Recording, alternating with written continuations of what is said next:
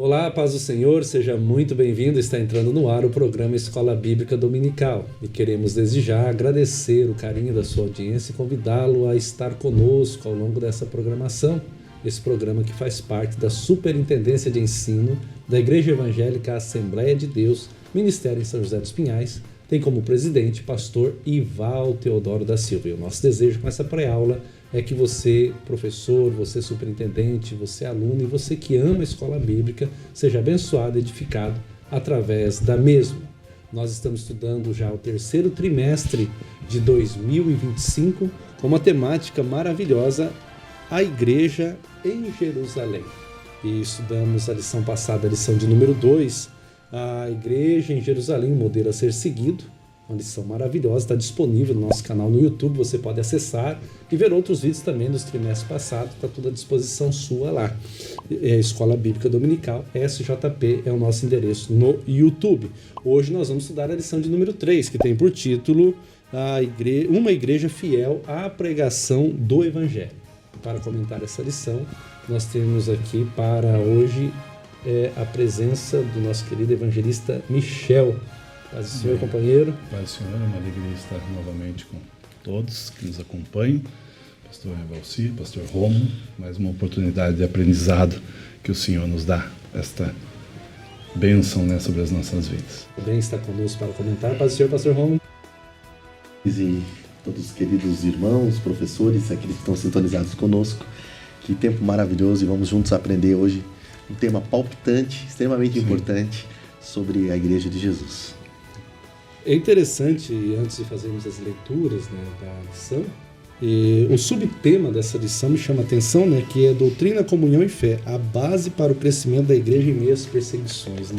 Então, fé, comunhão, doutrina, base. Isso é maravilhoso, a gente está baseado no livro de Atos dos Apóstolos, Vamos estar estudando eles, esse crescimento da igreja, a forma, e hoje, especialmente, nós vamos olhar para o capítulo 3, sobre a pregação de Pedro no templo, o segundo sermão de Pedro, especificamente, e a gente vai tirar daqui, com a ajuda do Espírito Santo, lições maravilhosas para a minha, a nossa aqui e a sua vida que está nos assistindo aí, e para que você possa também aproveitar esse conteúdo na sua aula que você vai ministrar nesse domingo. Uma igreja fiel à pregação do Evangelho. Evangelista Michel, texto áureo, por favor. Nosso texto áureo vai dizer assim: E quando Pedro viu isto, disse ao povo: Varões israelitas, por que vocês maravilhais disto? Ou por que olhais tanto para nós, como se por nossa própria virtude ou santidade fizéssemos andar a este homem? Atos, capítulo de número 3, versículo de número 12. A verdade prática, pastor Rômulo? A verdadeira pregação bíblica consiste em dar testemunho de Cristo no poder do Espírito. Os objetivos da lição: o primeiro é expor a importância da pregação das Escrituras. O segundo, demonstrar como o Espírito Santo capacita a igreja a pregar com poder e autoridade. E o terceiro, incentivar os alunos a pregarem uma mensagem de esperança fundamentada na palavra de Deus.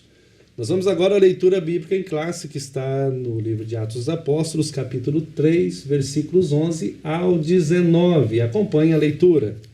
E, apegando-se ele a Pedro e João, todo o povo correu atônito para junto deles, no alpendre chamado de Salomão. E quando Pedro viu isto, disse ao povo: Varões israelitas, por que vos maravilhais disto? Ou por que olhais tanto para nós como se por nossa própria virtude ou santidade fizéssemos andar este homem? O Deus de Abraão e de Isaque e de Jacó, o Deus de nossos pais, glorificou a seu filho Jesus, a quem vós entregastes e perante a face de Pilatos negastes, tendo ele determinado que fosse solto. Mas vós negaste o santo e o justo, e pediste que se vos dessem um homem homicida. E mataste o príncipe da vida, ao qual Deus ressuscitou dos mortos, do que nós somos testemunhas. E pela fé no seu nome, fez o seu nome fortalecer a este que vedes e conheceis. E a fé que é por ele deu a este, na presença de vós, esta perfeita saúde. E agora, irmãos, eu sei que o fizestes por ignorância,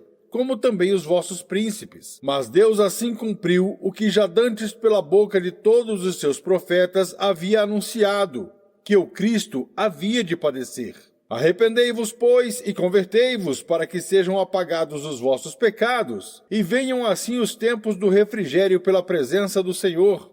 Após a leitura bíblica, nós vamos para o conteúdo da lição, para os 3 pontos e subpontos propostos aqui pela CPAD nessa lição. Porém, antes, eu gostaria de voltar um pouquinho à leitura diária e deixar a sugestão de leitura diária para você, professor, principalmente você que vai ministrar aula nesse domingo, que tem uma riqueza muito grande sobre, na segunda, a necessidade da pregação, na terça, chamados para pregar, quarta, ungidos para pregar, quinta, pregando a Cristo, sexta, um chamado ao arrependimento, e sábado, a ênfase da promessa abraâmica. Se está na lição, é porque tem a sua necessidade de leitura, então faça uso. E também quero deixar uma palavra de gratidão aos àqueles que comentam no nosso canal, né? A exemplo, na aula passada, se não me falha a memória, Luiz Cláudio, vou testar o nome dele aqui, eu estava lendo os comentários, ele pediu uma sugestão de livros, pastor Romulo. Eu achei interessante porque a própria revista ela traz Antônio Gilberto, um livro de Antônio Gilberto editado pela CPAD, Verdades Pentecostais, esse vale muito a pena. Eu trouxe aqui é atual, que é Teologia Sistemática Pentecostal. Esse livro aqui vale a pena, tá, também. E se vocês tiverem sugestões, pastor Romulo... Eu gostaria de sugerir um material que agora a CPD está traduzindo para o português, que é considerado o melhor material que já existiu sobre o livro de Atos dos Apóstolos, feito pelo Dr. Craig Keener. Então, uma série de comentários, são mais de 4.000 páginas de exame exegético, histórico, cultural, só sobre Atos. Está aí na indicação também dentro das propagandas da revista. É um material incrível. Atos dos Apóstolos, do Craig Keener, esse eu realmente recomendo. Ele já está disponível? Já está disponível, já está vendendo, é um box de livros. Realmente, provavelmente, o maior trabalho, eu fiquei pasmo assim, ao ver os teólogos falando, é o maior trabalho exegético sobre o livro de Atos da história da igreja. É um material incrível, atual, do Craig Keener, uma sumidade no livro de Atos, é impressionante o material. Michel, alguma sugestão? Declaração de fé nossa, da Assembleia de Deus, como sempre, né? Reforço sempre o uso dela, apoiando aí todos os ensinamentos nossos, sempre vai ter algum conteúdo que está ali relacionado em algum dos capítulos que é útil para o nosso ensino, né? Não combinamos, mas então eu vou sugerir. Posso? Pode. 2 livros incríveis, esse aqui. De Atos aqui, introdução comentário, muito bom, da cultura bíblica, então eu vou te mostrar aqui, obrigado aí Daniel, pessoal da TV. Comentário da bolinha, né? Famoso comentário da bolinha, incrível, tá? Howard Marshall faz um exame profundo sobre Atos, e queria recomendar a editora Esperança, Werner de Boer, esse livro é impressionante sobre Atos dos Apóstolos, são 2 materiais incríveis do ponto de vista expositivo e exegético também, muito bons materiais. Então fica a recomendação, a gente agradece a essas sugestões de quem está assistindo o canal. Também aproveito para citar que comentários que fogem do padrão, a gente acaba tirando porque não edifica, né? Infelizmente tem pessoas no nosso meio que eles acabam não levando muito para o lado pessoal algumas coisas, não respeitando o comentarista. Então, se você tem essa ideia, por favor, guarde para você, né? E vamos tratar na esfera do debate, da comunhão e da unidade, né? Isso é importante. Porém, quando se pede sugestão, a gente fica feliz aí com as recomendações. E tem tantas outras, porém, por hora, né? Senão é muito livro, né? É coisa boa, tem tanto conteúdo rico, né? Nós vamos então agora para o conteúdo da lição, né? A gente vai pensar nessa lição de número 3, uma igreja fiel à pregação do Evangelho, olhando para esse texto base de Atos 3, 11 ao 19, que é o segundo, como eu já disse, o segundo sermão de Pedro. A gente vai pensar, e eu estava observando aqui na introdução, que uma igreja verdadeira, eles vão destacar, né? A gente vai olhar, ela valoriza a mensagem das Escrituras e coloca Cristo no centro de tudo que ensina. E por meio da pregação bíblica, que o mundo pode conhecer a Cristo. Além disso, uma igreja bíblica prega no poder do Espírito Santo. E ele destaca também que uma igreja bíblica traz esperança para aqueles que já não enxergam saída. Então, 3 colocações importantes nessa introdutória para nós. E eu já vou, nesse primeiro ponto, nós vamos pensar a igreja que prega as Escrituras, no segundo ponto, a igreja que prega no poder do Espírito Santo, e no terceiro ponto, a igreja que prega a esperança vindoura. São os 3 pontos que nós vamos desenvolver. Pensando nesse primeiro ponto, e eu já vou com o pastor Rômulo, a igreja que prega as Escrituras, e aí o primeiro ponto, o subponto é dizer, as Escrituras revelam a Deus. Tem que revelar a Deus, né, pastor Rômulo? Não tem como fugir dessa temática, né? Uhum. A Bíblia não somente contém, ela é sua essência, a própria palavra inspirada, autoritativa de Deus.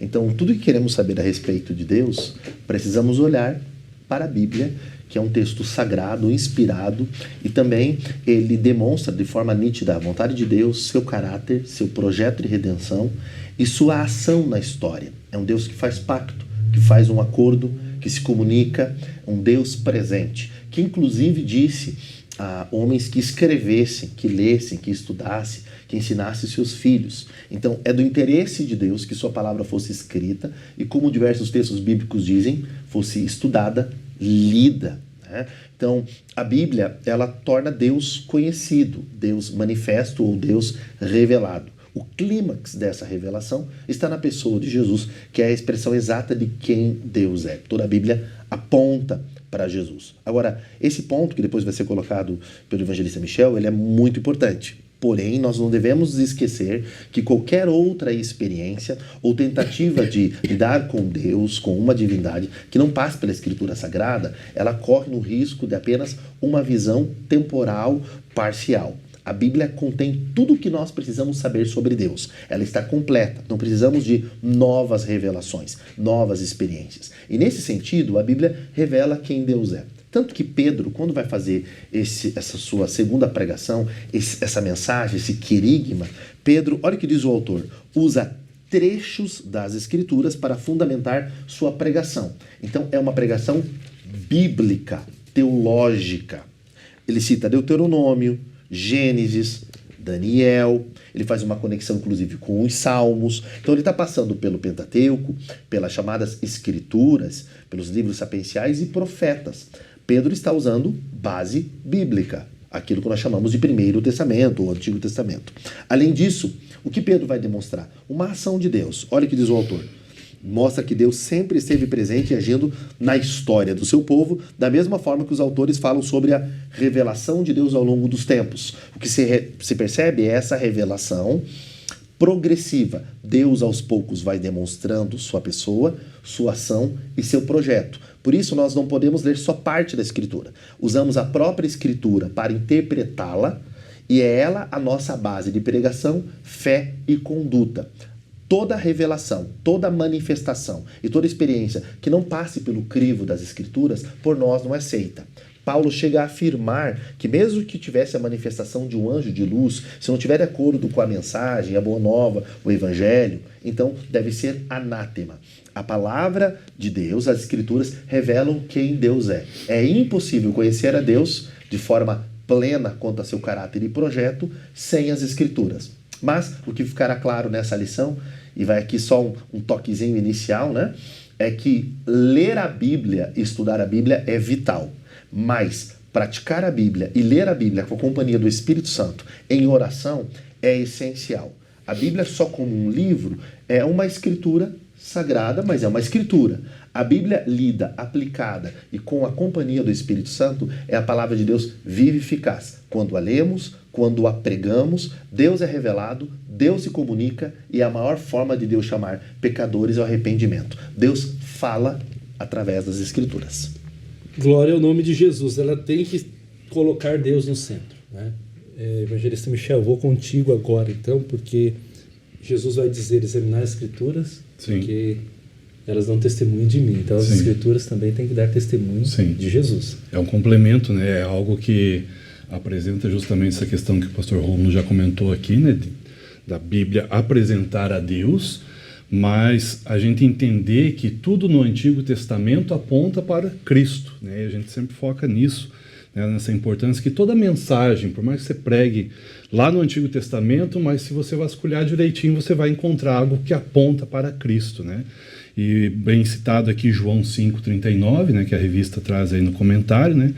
Vocês examinam as Escrituras porque julgam ter nelas a vida eterna, e são elas mesmo que testificam de mim. Ou seja, o próprio Cristo está apresentando. Ó, tudo isso que está na Escritura, que está no Antigo Testamento, aponta justamente para mim, trazendo justamente Jesus Cristo como o centro de toda a Bíblia, né? Então a gente precisa entender que há uma revelação geral e uma revelação especial dentro de todo esse contexto. A revelação geral é aquela onde Deus se manifesta através da natureza, através da própria consciência da pessoa, do que é certo, o que é errado, né? Trazendo ali algum padrão moral divino, ou que até a própria pessoa que não é cristã, ou às vezes até mesmo um ateu, muitas das vezes olha para tudo isso e olha para a natureza, né? Por mais que ele não acredite, ele de alguma forma ele acaba afirmando alguma coisa maior, algum ser maior deve ter criado tudo isso. É uma revelação, né, de certa forma geral, aonde nós podemos ver o agir de Deus, né? E quanto a isso, né, a própria palavra vai dizer que são indesculpáveis, né, as pessoas que olham para tudo isso e não conseguem perceber a Deus. E já na revelação especial, tudo isso vai ser apontado agora, Deus se revelando nessa forma específica, justamente dentro do seu trabalho salvífico, que é onde apresenta a Cristo como nosso Salvador, né? Então, um modo de tornar todo o seu plano conhecido, apontando então duas formas principais. A primeira é a Escritura, como o texto já está dizendo aqui, a Escritura, essa revelação, essa palavra de Deus inspirada, né, onde se revela de forma escrita, né, detalhando toda a natureza divina, todo o propósito divino e todo o seu plano de salvação através de Jesus Cristo. Então, nessa revelação especial, Jesus Cristo é a revelação máxima, é o máximo de Deus apresentado a nós, seres humanos. E Jesus, interessante que Jesus ele não fala sobre Deus, ele é o próprio Deus encarnado. Então, é a imagem do Pai, né? E nós vamos ver isso mais adiante também, aonde, né, Jesus ele sempre atribuía todas as coisas que eram feitas para o Pai, e agora uma atuação do Espírito Santo apontando isso para o Filho, que é o próprio Deus também encarnado. Então, essa revelação ela é perfeita, né, e mostra o caráter do amor de Deus por todos nós, né? E aqui Pedro ele traz justamente nessa pregação, ele vai trazer justamente isso, né? Invocando o testemunho das Escrituras, assim como ele já tinha feito anteriormente na primeira pregação, mas ele retorna agora trazendo de novo esse conteúdo do Antigo Testamento, dando toda a base para aquilo que ele estava falando naquele acontecimento. E aí vem uma coisa interessante, permitam-me colocar aqui. Como assim Deus é o centro? Vários livros religiosos falam de um Deus ou uma divindade, uma revelação a respeito de Deus, né? Então, como assim Deus é o centro? Veja, a Bíblia mostra um Deus criador, sustentador, mantenedor de todas as coisas, mas um Deus que tem um projeto e um Deus que se relaciona. É um Deus pessoal. Então não é uma história a respeito de Deus apenas. Sim. É um Deus que se comunica na história, mas é um Deus eterno, que precede todas as coisas criadas. E esse Deus, que é redentor, ele é um ser que se manifesta como eu sou. Por isso ele cria, ele move, ele é redentor, ele é salvador, ele escreve história, ele separa um povo, ele conduz um povo, ele se comunica falando com esse povo através dos profetas, ele governa através de reis, ele usa até situações difíceis para trazer seu plano a esse povo, e ele aponta para isso que o evangelista Michel colocou, para um projeto de redenção na história que se completa em uma pessoa. Por isso essa mensagem, ela é viva, eficaz e ela é prática, porque ela não é uma mensagem sobre um Deus como um centro apenas filosófica ou gente falando a respeito de Deus. Não, ela contém doutrina, mas ela é muito mais do que um livro de doutrina ou de conceitos. Essa palavra, ela se manifesta em uma pessoa. Por isso o escritor aos Hebreus diz que Deus falava de muitas maneiras e agora tem nos falado pelo Filho, que é a própria palavra viva, o verbo presente na criação. Então, ao mesmo tempo que a Bíblia contém esses ensinamentos, ela manifesta em uma pessoa de um Deus pessoal. Agora, se eu prego a palavra de Deus, colocando Deus como centro, significa que a minha mensagem precisa apresentar algumas coisas. Como?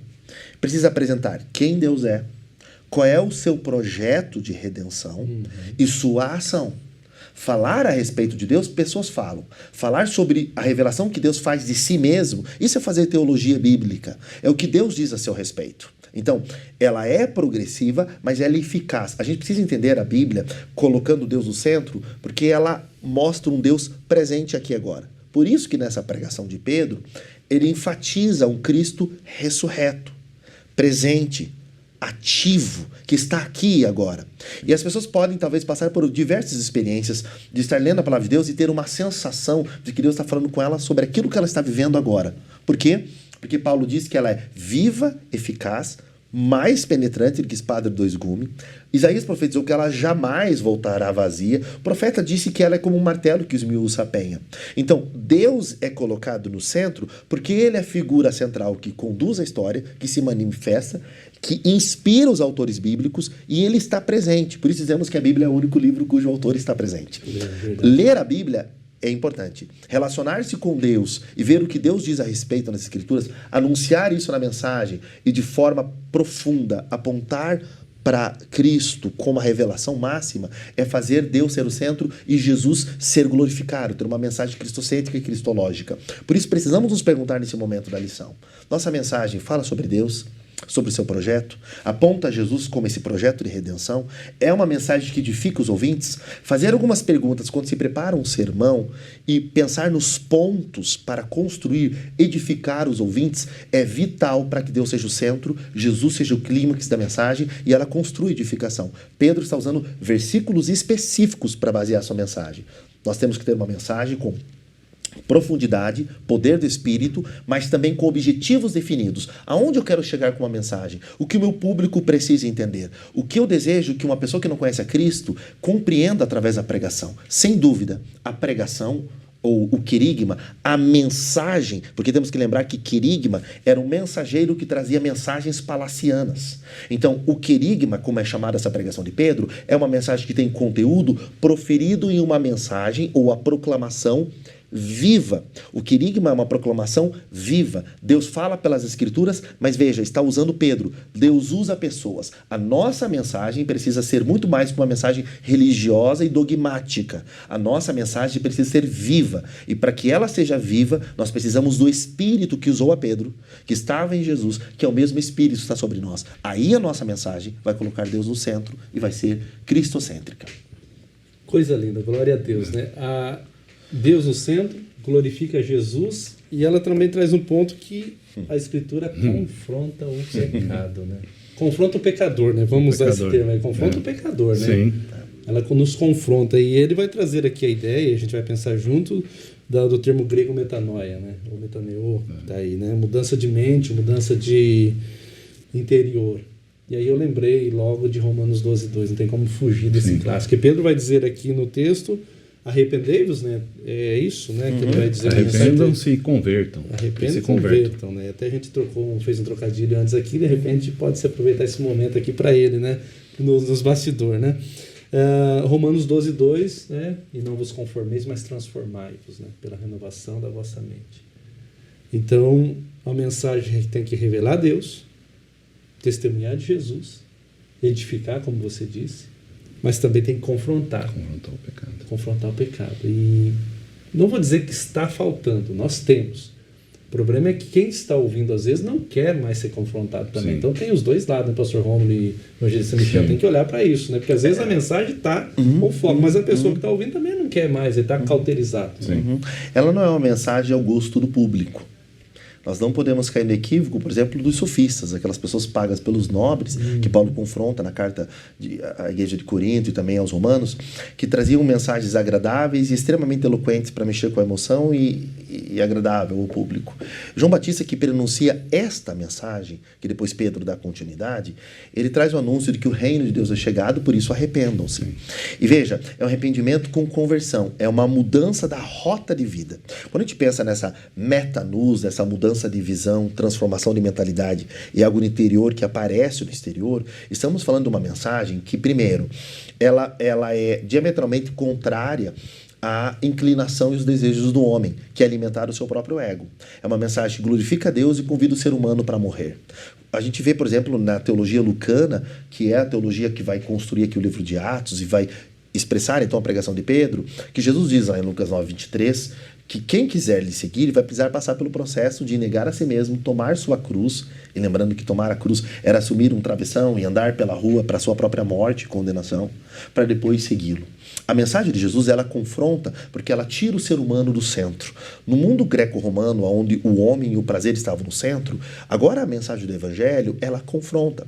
E no judaísmo, então, de uma vida justificada por práticas exteriores religiosas, o cumprimento das leis mosaicas, pensar que eu preciso ser transformado não tem a ver com praticar leis e nem com o prazer do mundo gentílico, nem praticar leis do mundo judaico. É uma mudança de dentro para fora.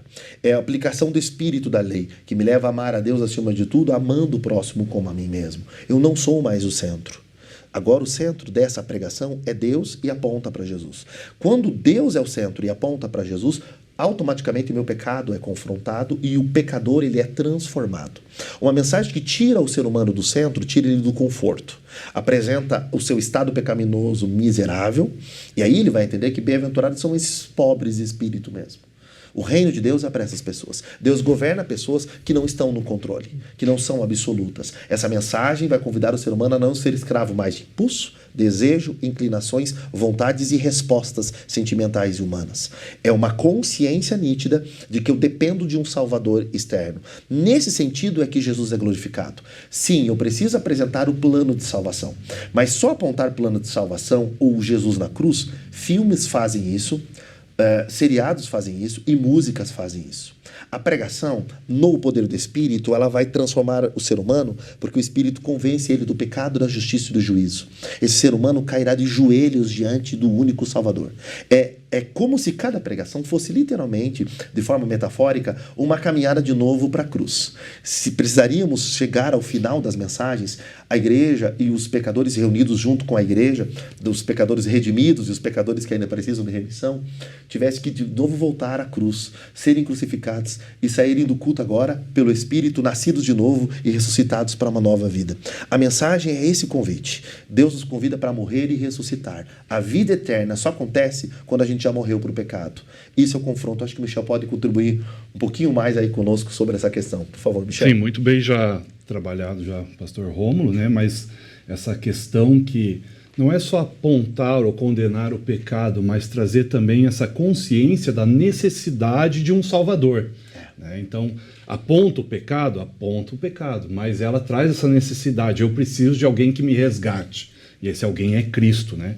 Então, aqui esse significado, né, esse pecado humano aqui não é só esse arrependimento, né, essa interpretação do arrependimento, não é só um sentimento de remorso corroendo por dentro porque sabe que errou. Não, isso implica justamente naquilo que o pastor Rômulo já comentou aqui, que é nessa mudança de mente, né, nessa mudança na forma de pensar, ou seja, aquele filtro que eu vou pôr na minha mente para trabalhar na minha atitude, porque isso molda diretamente o nosso comportamento, né? Que é essa meia volta que é dada para seguir um outro caminho. Estou indo num caminho pecaminoso, a minha mente vai entender isso, não é simplesmente um remorso, eu vou entender isso, eu quero essa mudança para a minha vida e automaticamente eu dou esse giro de 180 graus e vou em outra direção. Ou seja, eu me afasto cada vez mais desse pecado e me aproximo cada vez mais de Cristo. Então, acho que isso que é importante. Você tem essa profunda mudança na mente, mas isso te direciona a mudar de vida, uma reorientação na sua vida. Então, acho que é o que essa expressão da metanoia, né, vai trazer justamente para que a gente tenha esse entendimento, né, essa pregação, uma mudança radical na vida. Né? Então, eu era assim, agora eu sou totalmente o oposto disso. Né? Então, né, para quem viveu no mundo, né, eu tinha uma vida assim, hoje eu tenho uma vida totalmente contrária daquilo que eu vivi lá no mundo. Então, é uma mudança. E as escrituras, Paulo vai falar muito disso. O que fazia isso, não faça mais. O que roubava, roubo. Então, é a transformação e a mudança mesmo. Sim. Né? Então, é arrependimento, né? E não remorso. Sim, fica muito claro, né?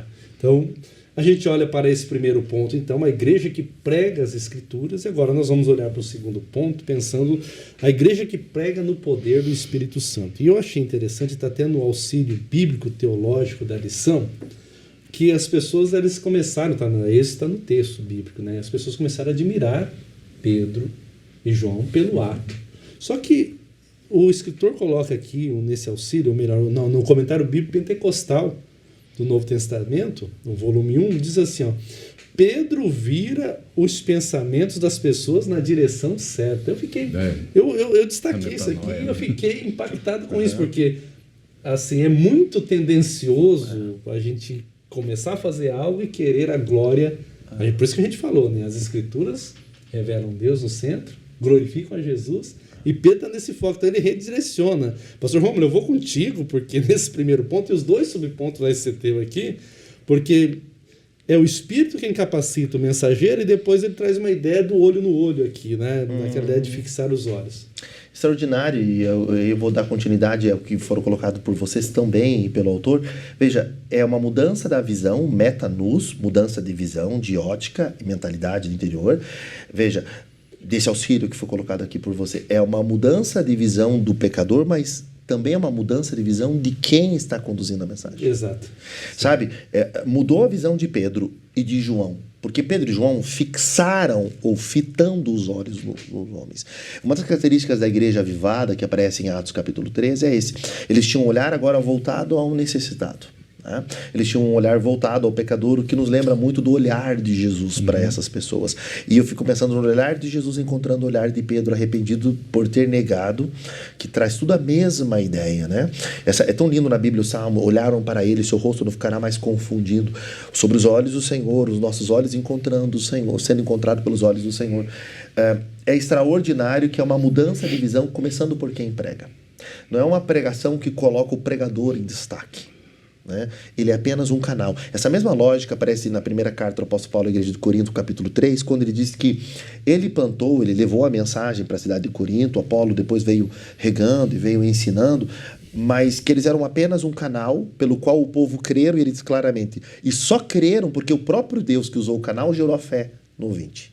Então Deus traz a mensagem, usa o mensageiro e ele gera a fé no coração do pecador. De tal forma que aquele que é o instrumento, o pregador, o instrumento, no caso aqui de milagre, cura, dessa manifestação carismática do Espírito, é apenas um instrumento. Tá? É o mesmo Pedro e João que tiveram um monte de problemas, que o Novo Testamento vai mostrar. Né? João com aquele conceito estranho em relação aos samaritanos, Pedro com o problema de negar, todos aqueles problemas que o texto coloca, mas cheios do Espírito agora mudou o olhar dele. Um dos resultados do Espírito Santo em nós é mudar a nossa ótica de vida. De novo, dando continuidade. Eu saio do momento antropocêntrico e egocêntrico. Agora eu vivo o evangelho, que é um evangelho que aparece na minha relação com o próximo. Por isso, eles fixaram os olhos. Só que o termo grego, colocado muito bem pelo autor, não é um olhar apenas de compadecimento. Também é. Mas é um olhar que traz uma revelação, uma manifestação. Quem olha pelos olhos do Espírito vê para a verdadeira necessidade do ser humano. A realidade da alma, o efeito do pecado sobre o ser humano. Pensar na igreja, como foi pensado na América Latina, a partir da década de 70, do século passado, apenas como uma agência socializadora é um equívoco. Nós precisamos ter um olhar que enxerga a necessidade, mas que solucione o principal problema do ser humano, que é o do pecado. Por isso, Jesus, antes de dizer ao paralítico de Cafarnaum, levanta e anda, ele disse, perdoados são os teus pecados. Então, a mensagem que traz perdão de pecados. E veja o que diz o texto. Pedro estava cheio do Espírito Santo. Isso é importantíssimo, porque estar cheio do Espírito é ser totalmente guiado nas minhas faculdades, inclusive mentais, psicológicas e físicas, para esse novo olhar. Muda o meu olhar de dentro para fora. E esse olhar é mudado não por expressão no culto, mas pelo jeito que eu lido com o outro, e com o outro que não tem nada para me dar de volta. Pedro mudou o seu olhar quando pregou a mensagem registrada. Olha, está claro no verbo grego, e aí você pode ver, professor, e sublinhar ali o verbo, que traduz por fixar os olhos. Bom, olha o que Strong coloca. É usado para descrever momentos de revelação, reconhecimento ou atenção especial. É algo divino, milagroso. Não é mais um olhar carnal. É algo do Espírito aqui. Quem olha pelos olhos do Espírito, ou quem está cheio do Espírito, enxerga ou com um outro olhar as pessoas. Veja, essa mesma expressão tem a ver com Paulo. O mesmo Espírito que deu esse olhar para Pedro e João também agiu em Paulo. Ó, Paulo, cheio do Espírito, olhou fixamente um homem paralítico na cidade de Listra e o curou. Da mesma forma, em Atos 13:9, Paulo, cheio do Espírito, fixou os olhos no falso profeta Elimas para repreendê-lo. Agora um momento exortativo. Retomando o episódio de Pedro, nos mostra que ele não apenas estava capacitado para curar, mas ungido para pregar, e eu ousaria colocar algo a mais aqui na lição. Veja, ele está literalmente capacitado para curar, ungido para pregar e também cheio do Espírito para mudar o seu olhar. Ele fixou os olhos. Uma mensagem que atinja a necessidade do ser humano, ela é vital. Mas ela só atingirá o ser humano quando eu tiver um olhar para o texto, mas também um olhar para a realidade das pessoas. Olha que extraordinário. Não adianta eu conhecer teologia e Bíblia, mas ser indiferente ao ser humano. O que diz a Bíblia? Jesus olhava os pecadores como ovelhas sem pastor e se compadecia delas. E aí ia pregando, curando todo tipo de enfermidade e libertando de espíritos maus e ensinando o evangelho do reino. Jesus via a necessidade das pessoas. Aquele que anuncia a mensagem, a igreja, ela precisa ter essa ótica, essa meta-luz, esse olhar com revelação, com uma nova perspectiva do Espírito. Mas veja, tudo acontece porque eles estavam cheios do Espírito, no caso de Pedro, Paulo e de João, cheios do Espírito, tá? E aí termina falando algo incrível. Pregar é anunciar a mensagem de Deus com autoridade e unção do Espírito Santo. Quanto mais cheio do Espírito eu estiver, mais a mensagem será eficiente e mais o meu olhar para as pessoas será diferenciado. Quem vem para o culto sem o Espírito se torna um espectador e observador. Quem vem para o culto cheio do Espírito, a porta do templo já é local. Sabe, o homem caído já é um projeto de bom samaritano no caminho. Mudará o nosso olhar, mudará a nossa atitude. Então, ele muda o olhar do pecador, faz ele voltar no caminho, como aprendemos. Um arrependimento e uma mudança de rota. Mas também muda o olhar de quem vai pregar. Quando você está cheio do Espírito, tudo muda. É glorioso estarmos na dependência do Espírito Santo. Pastor Romulo, eu volto aqui na temática central, uma igreja fiel à pregação do Evangelho, né? Fala de igreja cheia do Espírito, a igreja que prega no poder, e não o pregador só cheio do Espírito, é a igreja, né? Então, quando você traz faz essa colocação, e eu circulei, né, em garrafal aqui, porque o termo é cheio do Espírito. Então, eu vou para a igreja cheio, ou eu mantenho a minha vida nesse status cheio, né? É diário, né? Enchei-vos do Espírito. Eu chego na igreja, o pregador está cheio, pregando uma mensagem, a gente usa um termo assembleiano, azeitada, né? Azeite, né? Aquela ideia, a mensagem azeitada. E eu lembro da mensagem, inclusive, nós vamos partir para ela. Você pregou recente no Culto da Vitória sobre esse texto aqui, e nos edificou muito, né? Então, assim, tem que estar cheio, não é opcional. Ah, eu quero, hoje eu não quero. Principalmente agora você traz aqui o pregador. A ótica de Pedro é mudada por causa da unção, porque ele está cheio, né? Não adianta querer mudar os olhos do pecador se o pregador não teve seus olhos mudados. Do que eu tenho, eu te dou. É extraordinário a palavra de Deus, né? Não tem como faça o que eu estou falando e não faça o que eu estou fazendo. Jesus não fez isso com Pedro?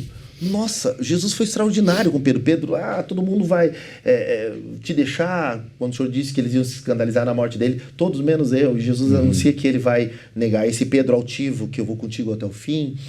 Quando Jesus encontra o olhar primeiro de Jesus vê Pedro, Pedro se arrepende, após negar 3 vezes, conscientemente e tal. No próximo encontro de Jesus, a pergunta de Jesus é se Pedro ama e ele deve apacentar as ovelhas. E agora veja se Pedro entendeu a lição. Porque agora esse Pedro que antes dizia, eu vou contigo até o fim, depois da ressurreição convidou os discípulos para voltar a pescar, queria voltar à antiga prática. Esse Pedro agora está dizendo aqui no contexto, não olha para nós, sabe? É Cristo. Na autoridade dele, é representando dele, é em nome dele. Esse Pedro entendeu que não é sobre nós, nós somos apenas canais. Apesar de nós, Deus faz a obra porque ele é muito bom. E encaixa muito esse comentário, Michel, na última lição que nós estudamos no trimestre passado, e também na primeira desse trimestre. Tá? Ela tem uma conotação desse assunto aí muito interessante, né? Trabalhando Pedro, né? Tem uma ligação muito forte. cheio do Espírito Santo, pregando a palavra. Michel, o terceiro supondo diz que o Espírito glorificará Jesus, e vai usar a base aqui, João 16,14, quando Jesus diz, ele me glorificará. O autor retoma, então, para o Evangelho de João, né, como já mencionado já lá na primeira aula, né, então há uma ponte, há uma ligação, né, embora o livro de Atos escrito pelo evangelista Lucas, né, que seria uma continuação, né, mas aqui a gente vê o texto do Evangelho de João muito claro, né, dando também, ligando essas pontes com o livro de Atos e tudo o que está acontecendo. E aqui o Espírito glorificará Jesus, né, então aquilo que nós comentamos no início da aula, né, o Evangelho de João 16,14, e ele me glorificará, porque vai receber do que é meu e anunciará isso a vocês. Olha que interessante o que o texto traz aqui para a gente, né? Justamente essa questão que foi mencionada, Jesus sempre lhe apontava para o Pai, para Deus, né? Então tudo que estava acontecendo durante seu ministério, é o Pai, né? Ele direcionava toda a atenção, tirava o foco dele e olha o exemplo que é o que o Romulo estava comentando. O foco não está no pregador, o foco tem que estar né, no Pai, no Filho, no Espírito Santo, na unção, na presença de Deus, né? Então, da mesma forma que Jesus fazia isso e direcionava tudo para o Pai, e nós vamos ver isso em várias passagens, né? Mas o Pai que me enviou, João 12, 49, 50, o que ele fazia era da vontade do Pai, João 6, 38, o que quem o via o Pai, João 14, 9, sua missão era revelar o Pai à humanidade, né? Então, note que em todo momento Jesus está apontando isso para o Pai. Agora chega um momento, né, e a gente vê isso no Evangelho de João muito bem claro, né? O Filho consolando os discípulos, né? Eu estou indo, mas eu vou deixar o Consolador e ele vai ajudar vocês, ele vai direcionar vocês naquilo que vocês precisam fazer. Então agora, após ressuscitado, o Espírito aponta para quem? Para o Cristo. Olha como continua, se dá uma sequência. Se antes Cristo apontava para o Pai, agora o Espírito aponta para Cristo, né? Com a ascensão de Jesus, derramamento do Espírito Santo, então no Pentecoste, a obra do Espírito Santo é justamente essa, glorificar Jesus, né? Então, o que mais que eu marquei aqui, né? O Espírito Santo que nos convence da verdade sobre Cristo, nos capacita a entender as suas palavras, nos lembra de seus ensinamentos. Naquela hora, o Espírito Santo vai fazer vocês lembrar de tudo que eu vos ensinei, né? Olha como é lindo esse agir do Espírito Santo, né? E se não é o Espírito Santo em nossas vidas, quem somos nós, né? Pastor Romulo aí sabe muito bem, né? Podemos fazer anos de estudo teológico, seminário, mestrado, doutorado, pós-doutorado, seja o que for, se não for o Espírito Santo trabalhando na nossa vida, nós não lembraríamos. É o Espírito Santo que tem todo esse agir em nossas vidas, e pela misericórdia dele, né, é que nós podemos lembrar daquilo que lemos, aquilo que estudamos, aquilo que tivemos de comunhão com o Espírito Santo. Então, é interessante isso, esse agir do Espírito Santo em todo o ensino, em todo o cuidado, né? E como isso aponta tudo diretamente também para o Cristo, né? Então, a gente viu no início, né, as Escrituras no Antigo Testamento, né, na época da aliança, na era da aliança, apontando para Cristo, e agora a gente vê, na era da igreja, o Espírito Santo apontando também para o Cristo. E daí aqui a gente chega na conclusão por que Cristo é o centro de tudo, né? Tanto o Antigo Testamento como agora na era da igreja nós temos, né, os dois lados apontando justamente para Cristo. E o que já foi mencionado aqui, né, a pregação na Porta Formosa e tal, né, quando Pedro ele faz essa questão, né, apontando isso, né, não olhe para nós. De nós mesmos nós não temos nada, né? Tudo é Cristo, é tudo por Ele, é tudo, né? Então, olha que interessante isso. E daí, a própria lição vai trazer aqui, qualquer pregação que tira o foco de Cristo e coloca o homem no centro, não é uma pregação bíblica, né? Nossa, impactante para hoje. Impactante para os nossos dias, porque hoje, não só a mensagem, como a maioria, eu digo 80%, acho que foi até comentado na lição 2 já a respeito disso, né? Eu imagino que mais de 80% dos hinos são antropocêntricos. E em primeira pessoa. Em primeira pessoa, falando sempre para o homem, eu vou te ajudar, eu vou isso, eu vou aquilo, né? E aquela questão do nosso, né, da comunhão como igreja, né, de Cristo, né, na cruz, por amor de nós. Então, né, é algo que... Eu tô emocionado aqui nos bastidores, eu estava aqui derramando lágrimas, porque olha que extraordinário. Desculpa a minha emoção. Mas isso é lindo. Pedro, é o Espírito Santo que faz isso. Ouviu de Jesus, né, que ele deveria apacentar as ovelhas. Eu estou emocionado aqui porque Pedro pregou essa mensagem num alpendre, numa varanda de Salomão. Você colocou muito bem que dá continuidade ao Evangelho de João. Eu queria lembrar de uma das aulas que a gente gravou junto aqui. Foi nesse alpendre que Jesus, em João 10, 22 e 23, pregou o seu sermão sobre si mesmo como o bom pastor. E Jesus disse a Pedro: apacenta as minhas ovelhas. Pedro está apacentando agora. Pedro está sendo um instrumento de conversão, se cumprindo o chamado de pescador de peixes para acontecer essa metanoia agora, pescador de homens. No mesmo alpendre ele está repetindo o bom pastor, onde Jesus anuncia isso de si no Evangelho de João. Unindo as duas lições, é impossível não se emocionar. A lição passada, a revista passada no Evangelho de João com essa revista. Isso agora aqui desceu quente do céu no meu coração aqui, sentindo a presença do Espírito Santo. É extraordinário essa unidade das Escrituras, essa harmonia, essa forma como esse Cristo vivo se revela. Imagine Pedro sentindo essa sensação de ver essa continuidade dessa boa nova no poder do Espírito. Jesus disse: o Espírito está sobre mim e me ungiu para fazer isso. Quando a gente vê esse homem pulando e entrando no templo, Isaías profetizou isso, Isaías 35, que os coxos saltariam.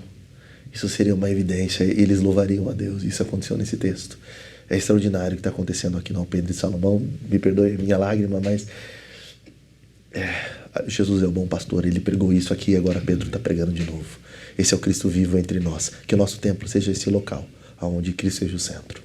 Glória a Deus, né? E Cristo seja o centro e pessoas sejam cheias do Espírito Santo conforme a proposta, né? Nós partimos agora para o terceiro ponto, né? A igreja que prega a esperança vindoura. E olhando para essa lição maravilhosa, nós vamos olhar para 2 pontos: alerta a uma sociedade diferente e insensível, e a promessa da segunda vinda. Eu volto contigo, evangelista Michel.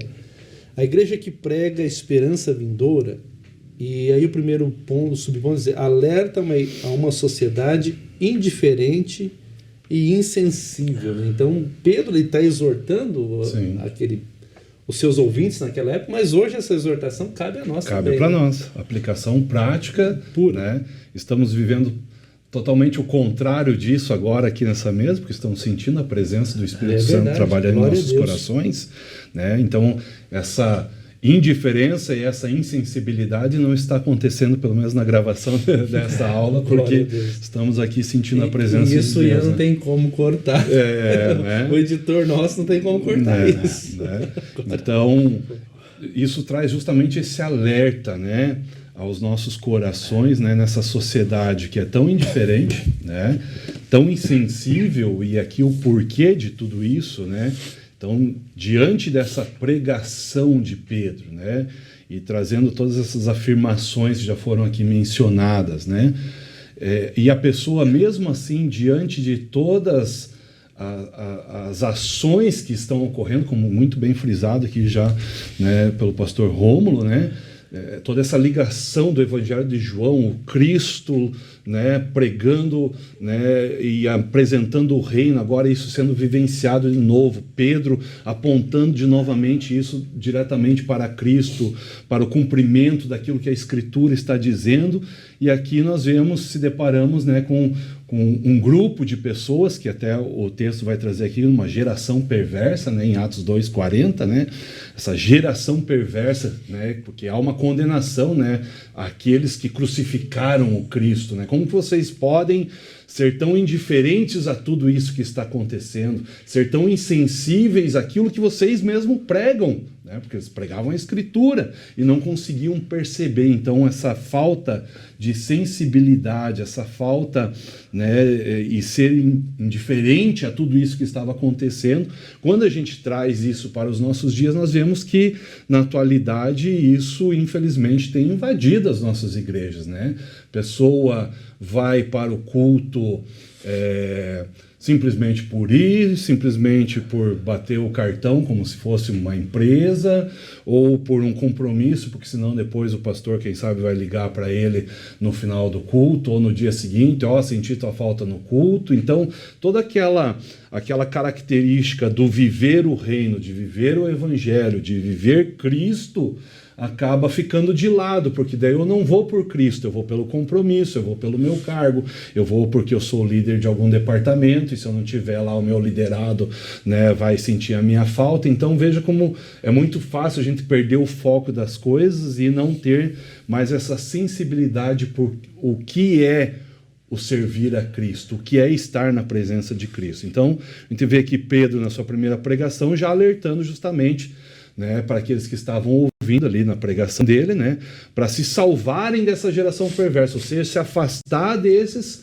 que condenaram a Cristo à morte. A gente sabe muito bem que este era o propósito de Cristo e tal, né? Não vamos entrar aqui na discussão quem foi o culpado por crucificar a Cristo, mas Pedro aqui aponta um culpado, que é a própria geração dele, né? Mais tarde, ele adiciona, então, essa descrição, uma ideia de uma geração ignorante, daí no Atos 3,17. Agora, não é só uma geração perversa, eles também estão sendo ignorantes, porque eles não estão discernindo o que a palavra está dizendo, né? Então, olha, e essa ignorância não é só uma falta de inteligência, porque ali eram letrados, eram estudados, eram pessoas conhecedoras da palavra, né? Então, quando a gente olha, até o próprio apóstolo Paulo, ele vai na perseguição dos cristãos justamente com esse propósito, querendo, né, isso daqui é uma seita que está surgindo, então por uma certa, vamos dizer assim, com um cuidado com toda a lei, com todo o pensamento judaico, ele vai nesse sentido, mas não era uma falta de inteligência, né, e sim uma cegueira, uma indiferença, né, eles não conseguiam perceber as verdades espirituais que estavam ali, né, relacionadas então a todo o plano de Deus. E essa cultura indiferente e insensível é caracterizada por uma falta de esperança, né? A pessoa não tem mais a esperança naquilo que ela está vendo. Então, acho que essa parte da esperança, o Rômulo vai adentrar daqui a pouquinho, né? Mas isso marca justamente a nossa sociedade, né? Marcada pela indiferença, insensibilidade espiritual, falta de esperança, que a mensagem, é justamente por causa disso que a mensagem da cruz deve ser pregada, justamente para confrontar tudo isso nos nossos dias. Então, se eu trago uma mensagem que é só antropocêntrica, que só amacia, só massageia o ego da pessoa, isso não vai ser confrontado, né? E se não é confrontado, não vai trabalhar em todas essas áreas que precisam ser trabalhadas, né? Em um mundo que muitas vezes ignora e ridiculariza, né, o espiritual, a igreja tem um papel vital, então, de se posicionar contra tudo isso, né? E sendo essa voz que aponta justamente para essa realidade de Deus trazendo a esperança para todos. Então esse é um chamado urgente e necessário nos nossos dias. Um confronto, né? Um confronto. Confrontar mesmo. A palavra de Deus, ela nos confronta. Se elas não nos confrontar, né?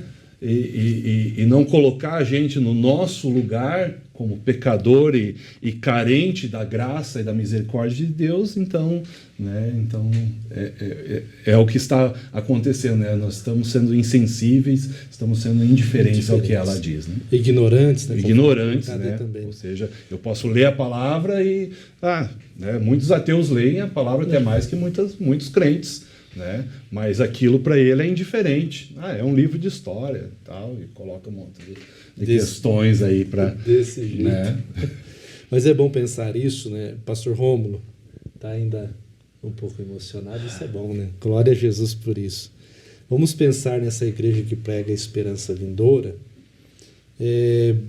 também sobre, e eu fiquei maravilhado olhando para essa lição, porque tem gente que fala, Paulo era isso, claro que o estudo de Paulo, a formação de Paulo é indiscutível em relação a Pedro. Mas Pedro tinha muito conhecimento para pregar, para dar um sermão desse aqui. Não era um sermão esboçado, né? Não estava com o iPad lá, bonito lá, olhando, né? Mas ele também encaixa aqui a promessa da segunda vinda, pastor Romulo, de Cristo. Pedro fala sobre o tempo de refrigério. Há muitas promessas no Antigo Testamento falando sobre restauração e refrigério. Aliás, o termo dia do Senhor, ele carrega uma ideia também de restauração. É fato de que fala do dia de juízo, da acerto de contas, mas há uma ideia de restauração e desse refrigério trazido ao povo de Deus pela fé. É uma bênção, uma graça de Deus, o tempo de refrigério. Ou seja, o pecado, os efeitos do pecado destrutivo não tem a palavra final e o inimigo das nossas almas não é vitorioso.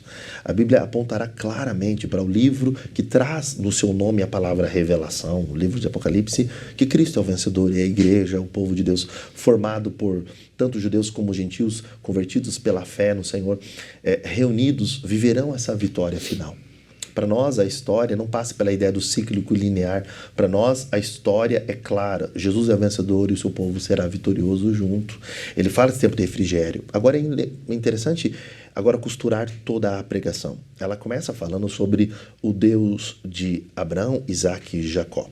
Um Deus que se revela a patriarcas, libera a sua bênção através de sua descendência, o que o apóstolo Paulo apresenta que tem, como falamos aqui do clímax, em Jesus. É em Jesus que essa bênção, essa vida vem sobre nós. Pela fé, as bênçãos a Abraão, as promessas ao povo de Deus, vêm a nós, nós que fomos enxertados, né? E é um fato de que a igreja, como Abraão, Isaque e Jacó, carrega agora essa vida, ou se torna nesse meio de vida para todos os povos. Esse é o nosso chamado, essa é a ideia da vida abundante manifesta em Jesus. E veja, Deus se revela e Pedro usa a revelação que Deus faz. É nessa forma que a mensagem é centrada em Deus. O que Deus diz a respeito de si. Então Deus se revela como o Deus de Abraão, Isaque e Jacó. Pedro utiliza isso, o Deus de Abraão, Isaque e Jacó. Esse termo é usado, por exemplo, por Deus na vocação, lá em Êxodo 3, versículo 6, por exemplo, 15, quando Deus fala com Moisés, se revela como uma pessoa. Ele é uma pessoa que se revelou a seres humanos. É o Deus de Abraão, Isaque e Jacó. Esse Deus de Abraão, Isaque e Jacó é o Deus manifesto em Jesus agora.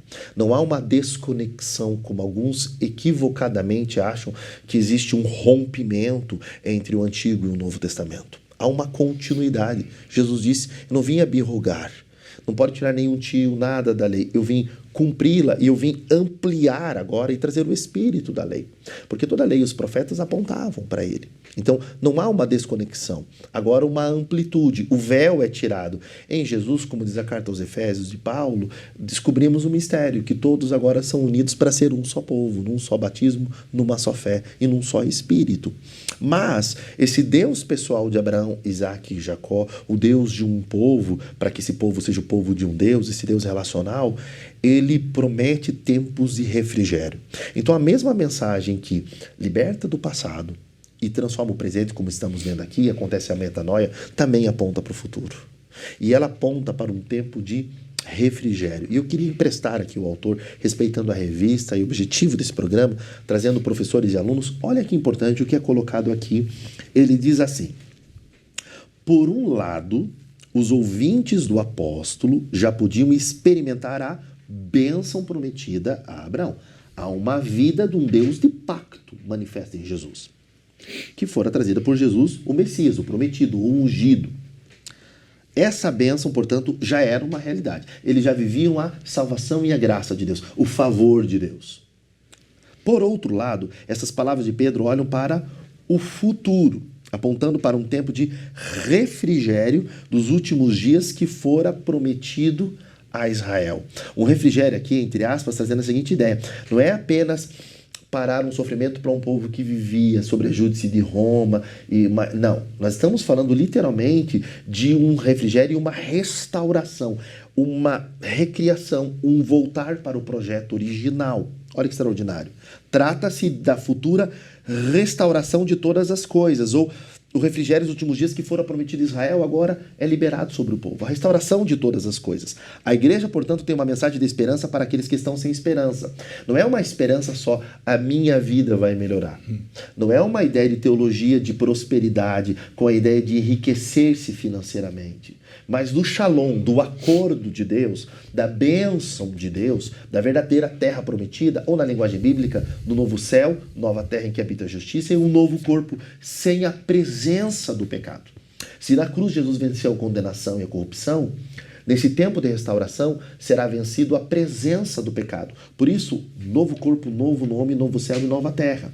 Em Jesus temos esse novo, esse renascimento, esse recomeço. As coisas velhas se passaram, agora tudo se fez novo. É uma nova criação. É Deus restaurando tudo para o projeto criador. Então, uma mensagem de restauração, de reconciliação, de reconexão com Deus, mas também em Jesus, diz Paulo, todas as coisas na obra da cruz são recomeçados, reconectados e restaurados. Por isso que a criação geme, esperando com grande expectativa, essa revelação dos filhos de Deus, em que nós viveremos esse novo tempo e, nesse sentido, reinaremos com Cristo plenamente. Então, é importante o que está escrito aqui. É uma realidade que no tempo de Deus se cumprirá. Vemos em Jesus, na descida do Espírito, a igreja formada agora por todos os povos, carregando essa mensagem. Mas teremos o pleno cumprimento quando nós estivermos com o Senhor. Esse tempo chegará. Então aqui não haverá uma vida sem problemas. Devemos lembrar que esses apóstolos, inclusive Pedro, enfrentou problemas. Olha como termina a vida de Pedro, né? Olha o que acontece com essa igreja que ouve essa mensagem cheia do Espírito, vai ser perseguida. E não é como alguns hinos demonstram, não é uma igreja que não vai enfrentar problemas. É uma igreja que vai ser comida por leões, queimados vivos, mas que, como diz Hebreus 11, olham com esperança, sentem uma profunda convicção, eles acreditam naquilo que não vem, eles não vivem por vista, mas por fé, que é essa profunda convicção daquilo que eu não vejo, mas espero. E essa fé, ela é um dom, é uma dádiva de Deus para que ninguém se glorie, é uma salvação gerada em nós. Então é uma profunda convicção, não é apenas uma esperança utópica, mas é alguém que vive dizendo aqui eu passo por tribulações, mas essa leve e momentânea tribulação não se compara com o peso da glória que há de ser revelada. Deus restaurará todas as coisas. Há um projeto de salvação que se cumprirá. A mensagem de Pedro traz uma mudança de vida, mas ela também é escatológica, aponta para um futuro, liga com a história da bênção abraâmica, mas termina apontando para um novo céu e nova terra. Precisamos entender que esta proposta da lição nos convida para uma mensagem que aponte para a eternidade. Não é uma vida daqui para lá, é uma vida de lá para cá. É o reino vindo, é a vontade sendo feita, é Deus presente, é o Emanuel presente através de Jesus. É essa mensagem que aponta para a eternidade e que nos convide para um novo modelo de vida, a partir de outra perspectiva, que seja agradável a Deus, segundo o modelo de Jesus, que nos ensina como ser o filho amável. Ela aponta para a eternidade. Sim. Você que está nos assistindo agora, pode entregar sua vida a Jesus, pode retornar para o Senhor. Esse é o tempo, nós crentes, de buscarmos a presença de Deus, de nos santificarmos, porque a mensagem aponta para o tempo de restauração e refrigério, julgamento condenatório para os ímpios, mas o tempo de restauração para o povo de Deus. É tempo de mudarmos nossa vida, porque esse dia chegará, não tardará, e nós, vitoriosamente, estaremos com Cristo para sempre. Glória ao nome de Jesus, né? Michel? Não, Terceiro algum muito comentário? bem falado, né? Muito Amém, bem então. explicado. Queridos, nós chegamos à conclusão, então, dessa lição. Estudamos a igreja que prega as Escrituras, uma igreja que prega no poder do Espírito Santo, e concluímos com o ponto 3, a igreja que prega a esperança vindoura. Eu quero agradecer a sua vida, evangelista Michel, por disponibilizar o seu tempo para estar aqui conosco, também sua vida, pastor Romulo, uma vez mais, aos dois, por estarem. E louva a Deus, porque isso enriquece, né? Aqueles que estão sendo alcançados. Eu comentei aqui do diácono Ian, que é o nosso editor. Ian, Deus te abençoe. Ele é uma benção, esse jovem, é um diácono da igreja, talentoso, jovem. E o diácono Josiel, não posso esquecer também, que faz aquela voz bonita dos textos bíblicos, né? O Josiel, que é músico aqui no Tempo Central, líder da equipe Louvor, cantor. É uma benção para as nossas E nós temos que agradecer também Daniel, equipe aí que trabalha na filmagem e TV Mão Amiga, mas agradecer também ao nosso coordenador de ensino, o pastor Evalcir, que tem se dedicado, que teve de Deus esse desejo de fazer esse programa, juntamente com o apoio da nossa diretoria, nosso pastor-presidente. Então, agradecemos a tantos que participam, né? Privilégio estar aqui. Exato, porque quem está nos assistindo vê 3 sempre aqui, mas existe todo um bastidor. E quantos professores de Escola Bíblica Dominical estão aí por todos os lugares falando disso, né? Louvamos a Deus, né? E sobretudo, como você citou, nosso pastor-presidente, que é um apoiador nato, um ensinador nato, é um professor nato, um comunicador nato, né? A bênção, nossa gratidão à vida do pastor Ivaldo. A conclusão nos diz assim: